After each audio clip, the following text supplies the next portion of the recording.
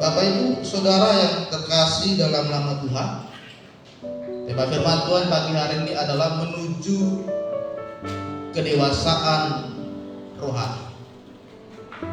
Ibrani menuliskan kitab yang dituliskan oleh Rasul Paulus kepada jemaat-jemaat di Ibrani. Paulus menguatkan mereka bahwa supaya mereka mengalami kedewasaan rohani. Karena apa? Karena Paulus akan meninggalkan jemaat di sana untuk melakukan penginjilan ke kota-kota yang lain. Dan Paulus menguatkan kepada mereka harus menjadi jemaat Tuhan yang mengalami pertumbuhan di dalam kerohanian. Bukan lagi menjadi jemaat yang anak-anak yang masih suka minum susu, tetapi tidak mau makan makanan yang keras. Saudara yang terkasih dalam nama Tuhan, di dalam pertumbuhan manusia pun kita juga mengalami pertumbuhan kedewasaan. Bagaimana proses pertumbuhan itu? Dari anak-anak, dari bayi, kemudian mulai bertumbuh lagi menjadi seorang anak yang balita di bawah 3 tahun, kemudian mengalami pertumbuhan lagi di atas 5 tahun, kemudian mulai mengalami pendewasaan menuju remaja pemuda, kemudian menyelesaikan pendidikan, kemudian bekerja, menikah, dan menjadi orang tua. Ini namanya proses pertumbuhan yang dialami oleh manusia secara normal, ya. Mulai dari anak-anak, kemudian anak kecil, balita, kemudian remaja, pemuda, dewasa, dan sudah masuk ke lanjut usia. Tetapi saudara, ada banyak orang yang tidak mengalami pertumbuhan ini, dan dia tidak mengalami pertumbuhan yang secara sewajarnya atau pertumbuhan yang tidak normal. Ada sebuah penelitian tentang tentang salah satu binatang yang bernama aksolot. Ya. Kalau saudara lihat jenis binatang ini, dia kecil, dia mungil gitu ya. Ini adalah binatang yang berada di laut. Kalau saudara lihat bentuknya, binatang ini, hewan ini sudah usia dewasa, tapi dia bentuknya masih kecil, dia bentuknya masih seperti itu, ya, dan dia akan seperti itu sampai dia meninggal, sampai dia mati. Binatang ini akan sekecil itu, tidak mengalami pertumbuhan sampai usianya sudah dewasa dan sampai dia mati. Ya dia akan seperti itu, ya. Jadi pertumbuhannya itu ya segitu saja, kecil, masih kecil saja, bentuknya kecil, fisiknya kecil, karena tidak mengalami pertumbuhan yang sewajarnya, pertumbuhan yang normal, ya. Jadi pertumbuhannya itu stuck, berhenti sampai di situ. Itu binatang. Kemudian ada seorang manusia, menurut catatan dari rekor dunia, manusia terkecil di dunia bernama Kagendra Tapamaga. Ya. Dia punya tinggi badan itu hanya 60 cm. Dan sebagai orang terkecil di dunia. Kenapa dia bisa mengalami seperti itu? Karena dia mengalami pertumbuhan yang tidak normal. Dia tidak bertumbuh besar seperti orang biasa selayaknya, tapi dia hanya stuck di sana. Ya. Makanya dia sebagai manusia terkecil. Tetapi sangat disayangkan, ternyata pertumbuhan yang tidak normal itu membuat umurnya juga tidak panjang. Pada umur 27 tahun, tahun 2020 dia sudah meninggal. Inilah orang yang mengalami pertumbuhan yang tidak normal. Dan sebagai orang Kristen, saudara, bukan hanya pertumbuhan secara fisik, tapi Yesus menginginkan kita juga mengalami pertumbuhan kerohanian. iman saudara sedang tidak normal, atau sedang menjadi seorang Kristen yang anak-anak, berarti saudara tidak bertumbuh saat ini. Tapi banyak orang sekarang mengatakan bahwa itu biasa saja. Gak pernah gereja dianggap biasa saja. Gak pernah melayani Tuhan dianggap biasa saja. Yang masih suka mabuk-mabukan, masih suka main judi, masih suka nipu orang, biasa saja. Banyak orang menganggap pertumbuhan yang tidak normal itu biasa-biasa saja. Ya. Karena mereka merasa bahwa mereka sudah masuk ke dalam pertumbuhan yang tidak normal.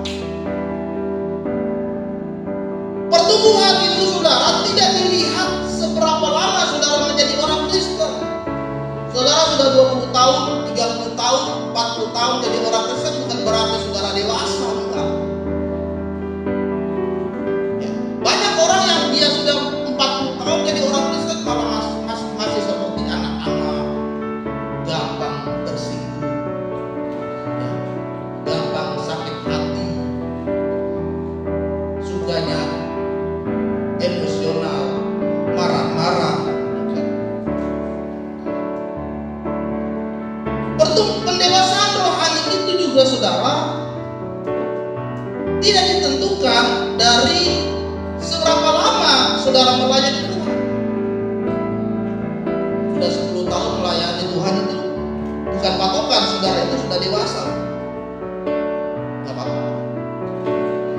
Saudara jadi singer, jadi worship leader, jadi pemain musik, bahkan jadi pengkhotbah sekalipun, itu bukan patokan saudara sudah bertumbuh secara rohani. Yang sudah melayani aja belum tentu bertumbuh, apalagi yang tidak melayani. Pengetahuan, pemahaman rohani saudara bukan menjadi alasan saudara bertumbuh. Dia sekolah Alkitab, dia sarjana teologi, dia master teologi, dia doktor teologi, bukan berarti dia sudah dewasa. Belum. Pengetahuan jelas pengetahuan, tapi pengetahuan tidak membuat karakter saudara mengalami pertumbuhan. Dan karunia pelayanan saudara bukan berarti itu saudara sudah mengalami kedewasaan rohani. Dia bisa mengusir setan, dia bisa menyembuhkan orang, dia bisa menginjili orang. Belum tentu dia sudah mengalami pertumbuhan di dalam Tuhan. Ya. Jadi usia kekristenan, jabatan rohani, pengetahuan rohani, sama karunia rohani tidak mengalami itu secara otomatis saudara mengalami pertumbuhan rohani. Karena menurut pendapat dari Charles Hugo berkata, dua hukum besar dalam kehidupan manusia adalah pertumbuhan dan kemerosotan. Kalau seseorang tidak bertumbuh, maka lama-kelamaan dia akan mati.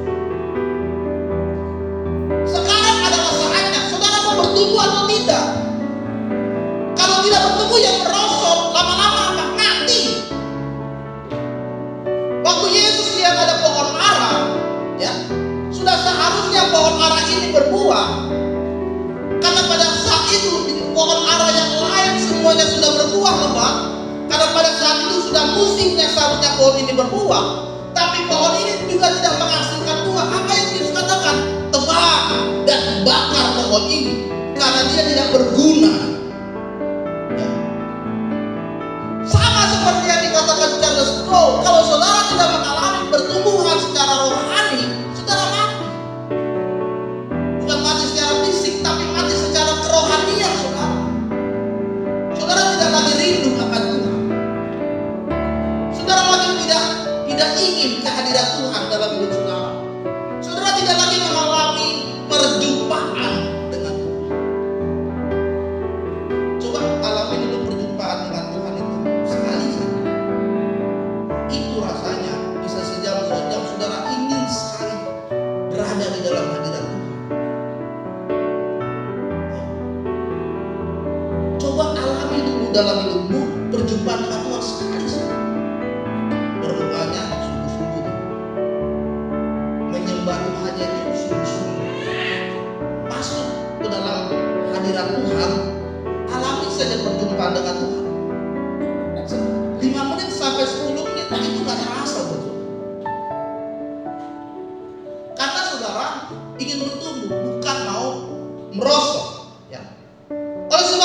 kita harus belajar pada saat siang hari ini supaya kita mengalami pertumbuhan di dalam Tuhan. Karena apa? Karena di dalam kitab Ibrani katakan tadi, janganlah menjadi orang yang seperti anak-anak. Sudah seharusnya saudara makan makanan keras, sudah seharusnya saudara mengalami kedewasaan rohani. Tapi sampai saat ini kehidupan rohani masih seperti anak-anak. Sampai kapan masih anak-anak? Masih harus dijemput oleh Pak Gembala, masih harus ditanya kabarnya oleh Pak Gembala, masih harus terus dididik. Sudah 20 tahun jadi jemaat masih ditanya kenapa nggak gereja minggu kemarin. Wah, nggak ada jemputan ya? Ya udah biar dijemput sama Pak Gembala. Itu zaman 20 tahun yang lalu kami di Rawabuaya seperti itu. Jemput jemaat pakai mobil kiri. Dulu kita masih ada mobil kiri. Dari Rawabuaya jemput ke Kedoya, Rawabuaya antar lagi pulang. Itu jemaat zaman dulu. Kalau seperti itu masih ada sekarang, berarti belum bertumbuh. Memang Tuhan itu sangat cinta kepada anak-anak, tapi Tuhan itu sangat tidak senang dengan orang yang sampai saat ini masih berada di dalam kekanak-kanakan, ya. Atau bahasa lainnya adalah childish. Orang yang anak-anak itu, orang yang sifatnya seperti anak-anak itu, pertama dia punya sifat itu hidupnya adalah statis, tidak pernah mengalami pertumbuhan. Dari tahun ke tahun, dari bulan ke bulan, kalau datang ke gereja hanya pas Natal, pas Paskah, titik. Toh nggak ada gitu keinginan di dalam hatinya mau ke gereja setiap minggu. Tapi statis aja. Ya. Yang kedua adalah kedewasaan rohani adalah kita harus hidup yang berbuah kepada Tuhan. Ya. Di dalam Yohanes 15 ayat 16, bukan kamu yang memilih aku, tetapi akulah yang memilih kamu, dan aku telah menetapkan kamu supaya kamu pergi menghasilkan buah, dan buahmu itu tetap, supaya apa yang kamu minta kepada Bapa dalam namaku diberikannya. Yang kedua, saudara harus bisa menghasilkan buah di dalam Tuhan. Yohanes berkata, buah kita itu harus tetap. Ketika kita sudah menghasilkan buah, maka apa yang saudara minta kepada Tuhan itu akan diberikan, asalkan engkau berbuah terlebih dahulu. Ya, Yohanes bilang berbuah dulu. Kalau sudah berbuah, apa yang kamu minta akan dijawab Tuhan. Tapi ini masih anak-anak, belum mengalami pendewasaan rohani, tiba-tiba menuntutnya banyak. Oh, saya udah bertahun-tahun jadi jemaat di Kedoya, Pak Gembala nggak ada perhatiannya dengan saya. Oh, nuntutnya banyak, saudara. Tapi dia belum berbuah. Belum ada yang dia lakukan satupun untuk gereja ini. Bagaimana Pak Gembala dan Ibu Gembala bisa mengasihi saudara? Belum ada yang saudara lakukan ke gereja kita. Bahwa satu jiwa aja belum ada. Persembahan aja gak pernah kasih. Perpuluhan aja gak pernah kasih. Tapi tuntutnya banyak. Maunya setiap minggu dia yang WL, maunya dia yang singer, maunya dia yang main musik, maunya dia yang ini, dia yang ini, dia pengurus, dia. Tapi buat gereja ini aja gak ada, apalagi buat Tuhan. Mau buat seperti apa yang saudara memberikan bagi Tuhan? Ya. Apakah saudara mau menjadi sebuah pohon yang tidak bisa menghasilkan buah? Maka Yesus katakan, potong dan bakar pohon itu. Untuk apa saudara disiram? Untuk apa saudara ditanam? Tapi saudara tidak bisa berbuah dan bertumbuh. Untuk apa setiap minggu saudara dengar firman? Untuk apa saudara setiap minggu ibadah dalam pujian dan penyembahan? Tapi hidupmu tidak bisa menghasilkan buah. Sia-sia firman yang saudara kamu dengar. Sia-sia pendeta yang menyampaikan firman Tuhan. Sia-sia kebenaran yang disampaikan ke dalam hidupmu.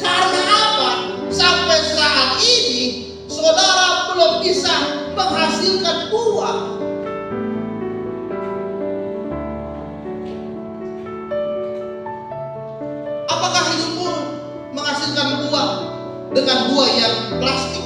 Saudara tahu buah plastik? Ya. Kalau saudara tahu buah plastik, kalau saudara lihat bunga ini, dari luar dia kelihatan wah, warnanya cerah, dia mengembang. Tapi ini bunga plastik, ini palsu, ya. Ini tidak dirasakan oleh orang lain. Apakah saat ini saudara sedang berbuah, tapi buah saudara itu adalah buah plastik yang kelihatannya bagus dari luar, yang orang-orang memuji saudara dari luar, tetapi dalamnya palsu. Kelihatannya dari depan dia orangnya baik, ya, murah senyum, lembut, tetapi di rumah sama suami istri bertengkar. Anakmu disiksa, istrimu kau maki-maki, tapi di gereja kau seperti malaikat Tuhan yang terbang tinggi di atas awan, tapi di rumah kau seperti iblis yang bertanduk buah. Ini bunga plastik, buah plastik.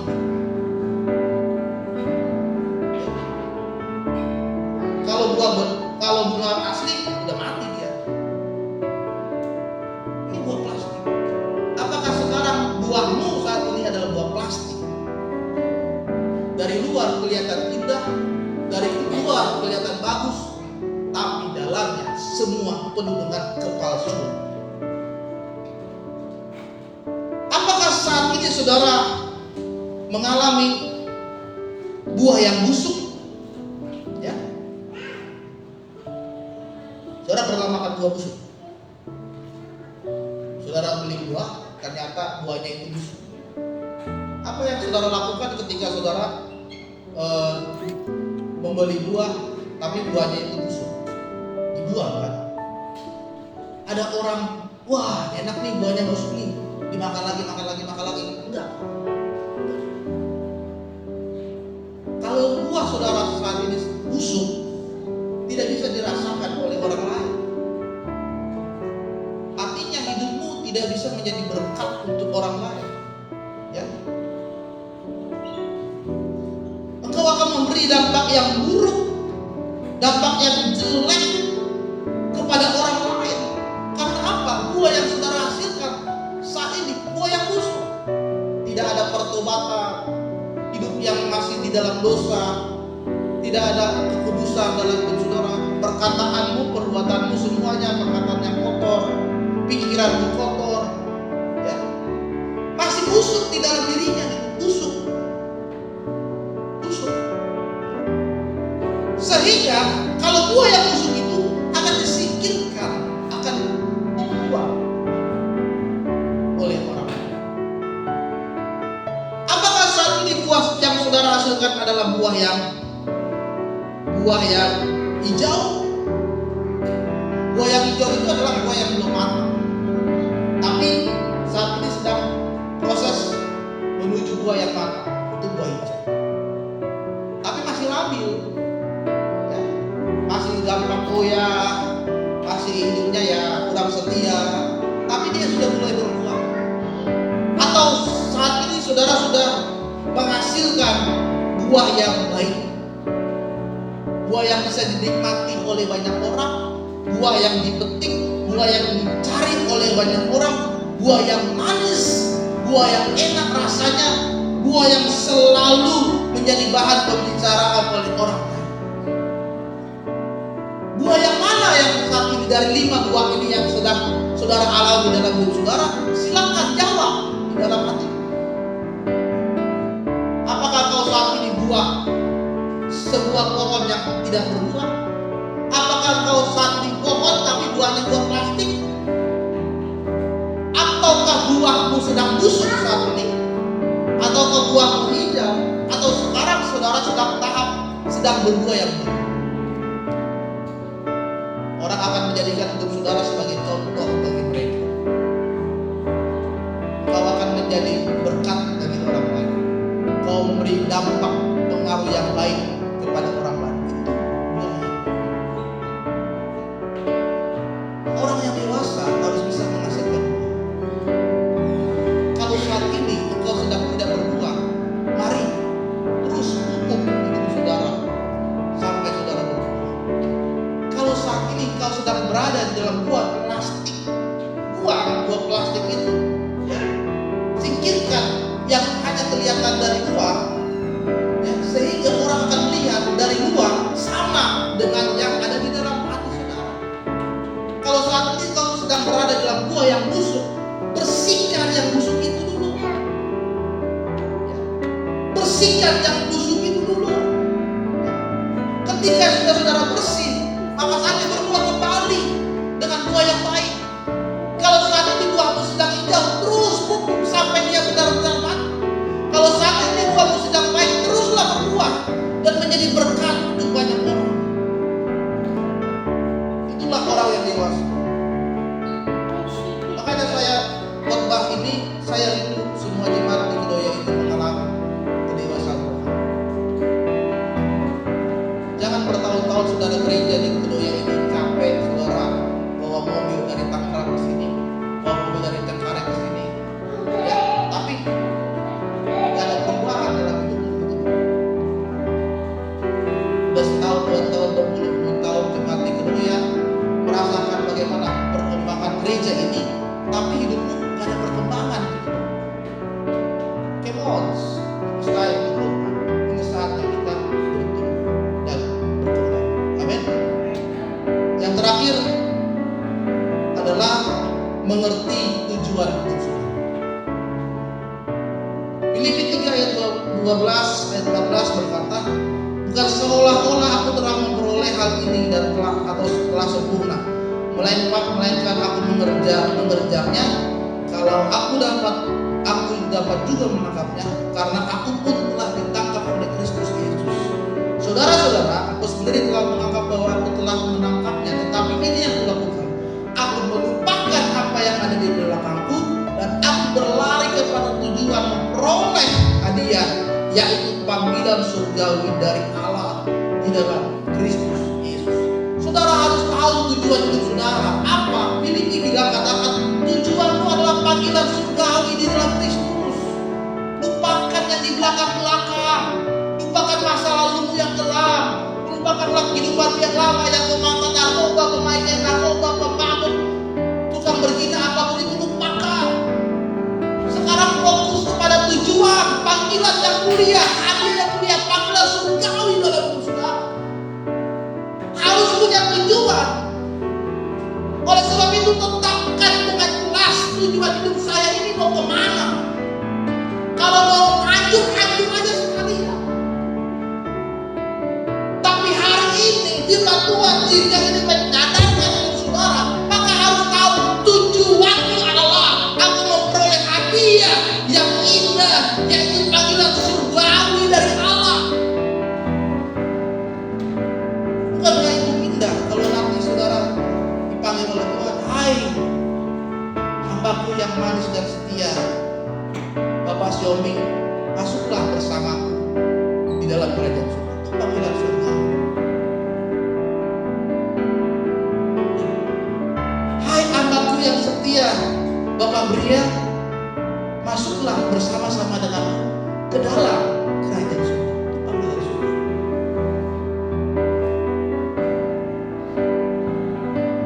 Hai hambaku yang setia, Bapak Jepangkah, masuklah bersama-sama denganku ke dalam kerajaan surga.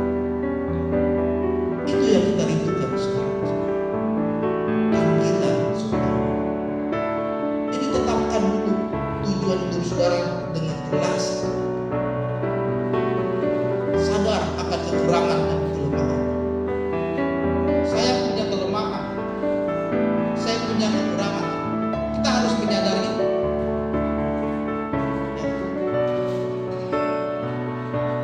Karena firman Tuhan berkata, tetapi di dalam kelemahanmu kuasaku menjadi sempurna.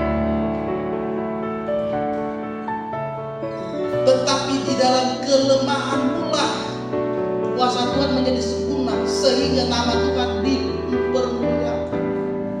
Kalau saudara saat ini sedang lemah, jangan merasa sok kuat. Berserah kepada Tuhan, minta kekuatan dari Tuhan. Kalau saudara sudah tidak mampu, sungguh-sungguh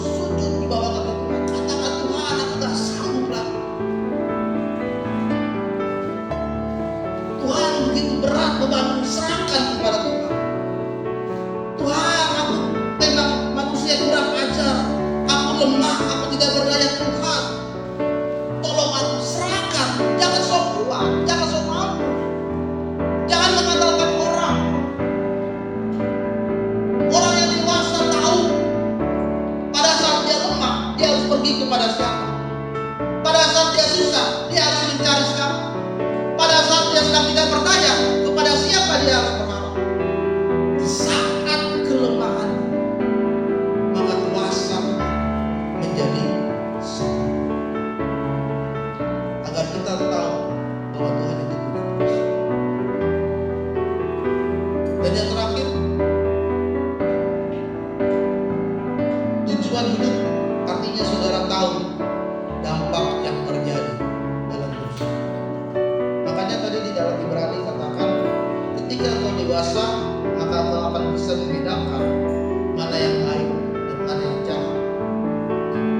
Kalau saudara sudah dewasa, saudara tahu itu apa. Kalau saudara sudah dewasa, selingkuh itu jahat, tinggalin. Main judi itu jahat, tinggalin. Nipu itu jahat, narkoba itu jahat, rokok itu jahat, tinggalin. Mabok itu jahat, tinggalin. Kalau saudara sudah dewasa, saudara tidak perlu lagi dikhawatirkan oleh banyak orang. Kalau saya kan, anak saya masih kecil, kadang-kadang dia pulang sore kita panggil, aduh kemana lah ini anak saya. Dan sebab napas dia S2 sore, belum pulang jam 5, aduh kemana ya diteleponin. Karena kita masih khawatir, dia masih anak-anak, belum tahu mana yang benar, mana yang jahat, mana yang salah, belum tahu. Tapi kalau saudara sudah dewasa, saudara tidak lagi dikhawatirkan oleh orang, tidak lagi dikhawatirkan oleh suami, tidak lagi dikhawatirkan oleh istrimu, ya. Karena sudah tahu saudara nggak bakal macam-macam gitu. Lalu dia belum pulang jam 1, jangan kemana ini, dia mampir kali ke kali jodoh atau ke kemana, aduh Tuhan tolong. Tapi kalau saudara sudah dewasa,